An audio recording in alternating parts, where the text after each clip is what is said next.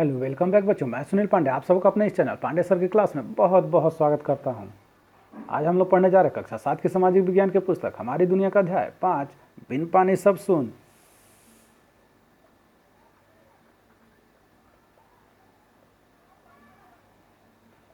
तो आइए अध्याय शुरू करते हैं। पृथ्वी पर कुल 71% जलमंडल है, जिन्हें पृथ्वी पर नीले रंग से देख रहे हैं, लेकिन इतना पानी हमारे पीने लायक नहीं है। हम सिर्फ मीठा पानी ही पी सकते हैं। धरती पर उपलब्ध कुल जल का सिर्फ 0.3% पानी का उपयोग ही पीने एवं अन्य आवश्यकताओं की पूर्ति हेतु कर सकते हैं, क्योंकि शेष जल महासागरों, बर्फ छत्रक, भूमिगत जल, झीलों, नदियों, जलाशयों, वायुमंडल आदि में समाहित हैं, जिसका प्रत्यक्ष रूप से दोहन व प्रयोग संभव नहीं है।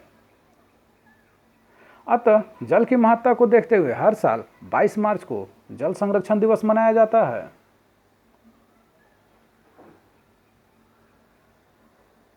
बरसात से हमें खूब मीठे जल मिलते हैं, लेकिन वो जल भी हम रोक नहीं पाते। बरसात के जल हमारे छतों से गिरकर नालों, खेतों, नदियों से होता हुआ समुद्र में जाकर मिल जाता है और फिर खारा हो जाता है और ये पीने लायक नहीं रह जाता है। नदियों, तालाबों और समुद्र का पानी सूर्य के ताप से वाष्प में बदलकर आकाश में चला जाता है, फिर ठंडा होकर बादल बन जाता है और फिर जहाँ तहाँ बरसता है। यह चक्र निरंतर चलता रहता है, उसे हम जल चक्र कहते हैं। बरसात का कुछ जल रिसकर धरती के अंदर जाता है, जहां वह मिट्टी की परतों, चट्टानों की छेदों में फैल जाता है। धरती के नीचे फैलकर ये जल क्षेत्र बना लेते हैं। उसी जल के ऊपरी सीमा को जल स्तर कहते हैं। जल स्तर की गहराई तो सभी जगह समान नहीं होती है, उनकी सिर्फ ऊपरी सतह समान होती है। यह तो स्थान विशेष की मिट्टी, ऋतु या फिर जल के दोहन के अनुसार घटता बढ़ता रहता है।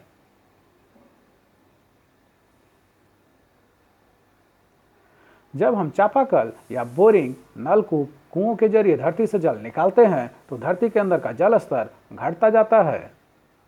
अगर हम इसी तरह धरती से जल को निकालते रहें तो एक दिन जल का स्तर एकदम समाप्त हो जाएगा। तो क्या जल के स्तर को बढ़ाने का कोई उपाय है? जल के स्तर को बढ़ाने का एक ऐसा ही प्रयास है वाटर हार्वेस्टिंग। इसका मतलब यह है कि वर्षा के जल को छोटे तकनीक से रोक लेना और उसे पुनः धरती के अंदर भेज देना। बरसात का पानी छतों से गिरकर नालियों, सड़कों, खेतों से होता हुआ नदियों तक और फिर नदियों से समुद्र तक पहुंच जाते हैं। समुद्र में मिलकर यह खारा हो जाता है। तो हमें बरसात के पानी को नालियों में न जाने देकर अपने घरों के आसपास धरती में गड्ढे बनाकर रोक लेना चाहिए और ये जल धीरे धीरे पुनः धरती में समा जाएंगे और जल के स्तर को धरती के अंदर बढ़ा देंगे।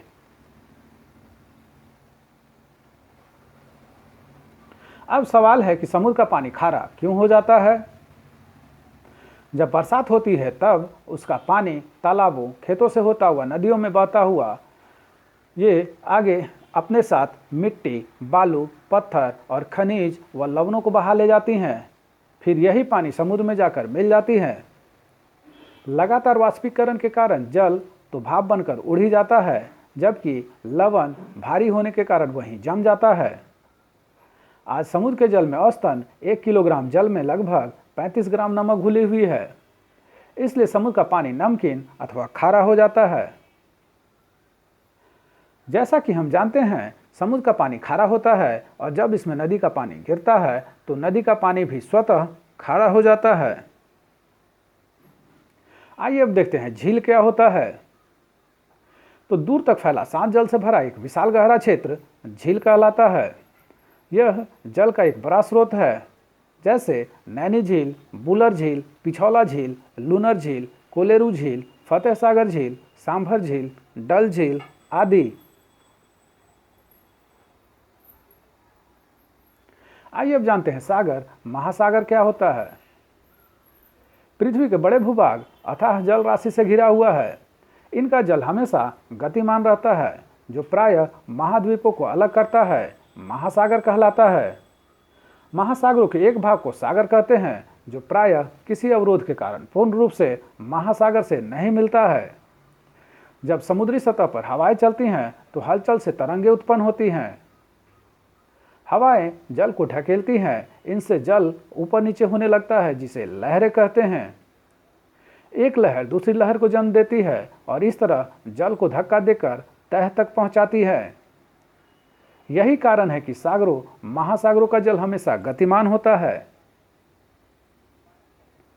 आइए अब देखते हैं कुछ सागर के नाम जो हैं अरब सागर, काला सागर, लाल सागर, आर्कटिक सागर आदि। आइए अब देखते हैं महासागर के नाम, तो वो हैं प्रशांत महासागर, हिंद महासागर, अटलांटिक महासागर, आर्कटिक सागर।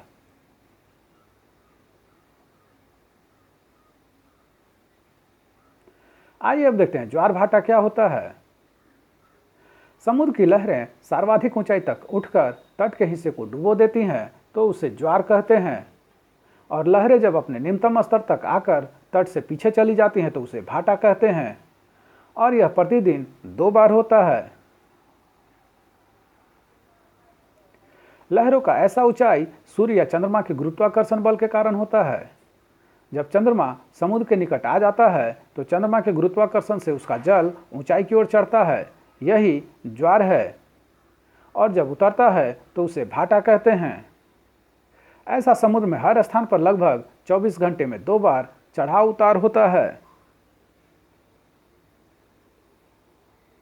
आइए अंत में देखते हैं हमने क्या सीखा। तो पहला है पृथ्वी पर जलमंडल का हिस्सा 72% है। दूसरा, मुंबई अरब सागर के किनारे स्थित है। तीसरा, चंद्रमा के गुरुत्वाकर्षण से जल ऊंचाई की ओर बढ़ता है, यह स्थिति ज्वार कहलाती है। चौथा, फतेह सागर एक झील है। पांचवा, नदी का जल समुद्र में गिरकर खारा हो जाता है। छठा, ज्वार भाटा समुद्र में आता है।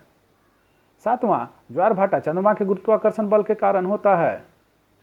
आठवां, जल संरक्षण दिवस 22 मार्च को मनाया जाता है। नौवां, पृथ्वी पर उपलब्ध जल का मात्र 0.3% ही पीने योग्य है। और 10वां है बरसात के पानी को छोटे तकनीक से रोक लेना वाटर हार्वेस्टिंग कहलाता है। तो आप सबों को हमारा यह प्रयास कैसा लगा हमें जरूर कमेंट कर बताएं। हमारे इस चैनल पांडे सर की क्लास को जरूर से जरूर सब्सक्राइब करें और बेल बटन को दबाएं ताकि आने वाली वीडियो का नोटिफिकेशन आपको मिलता रहे। दूसरों के साथ इसे शेयर करें और हाँ, लाइक करना तो बिल्कुल ना भूलें। आपका लाइक करना ही हमारी मेहनत का फल है।